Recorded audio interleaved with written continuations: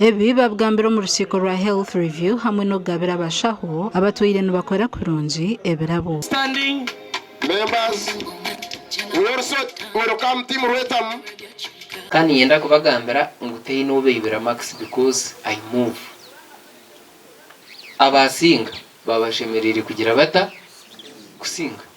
And I'm even happy ngwaba abashema nareba bine nkanshanjunisha. That means they are doing very well also. Kurjira abashaho abarukukiza yo kwetomba ituribura rya kondomu n'abakayikuru hamwe n'emyeto. Kandi maze kubuza umusigaza batakashwire atiche barasirimu konkati nyine mukazi kandi nyine girlfriend. Kashika maze kuchebera ukwezo kwa hwi. Atemanyine baramubanje. Kashika wajya dokushambana. Atemanya sirimu eyechikate kutorna. Atkandi terukwita.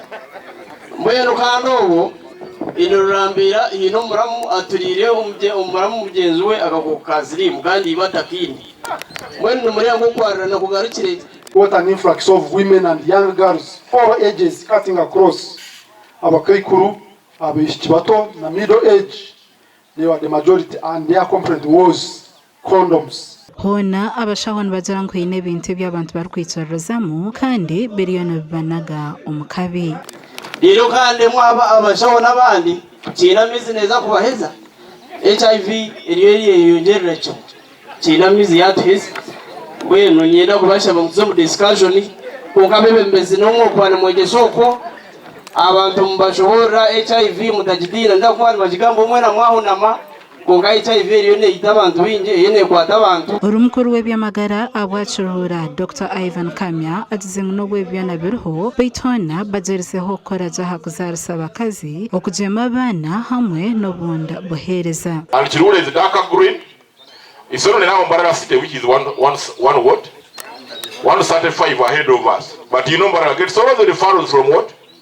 From all over the region. But you can see that within Ankole region, Bushenyi, which is at 97, Schools have been built, health centers have built. Now government is asking it, so what? That's my last point. So what?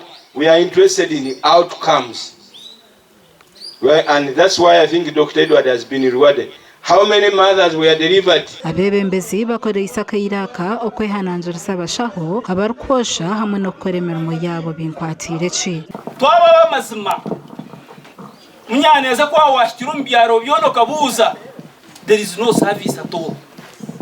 Tarho okuzayirwaro ngwashangaho omushaho. You see, wota kumanya ho rukurga tukubasa kumanya ho rukugirota habwenki tutakumanya why these porters are absconding.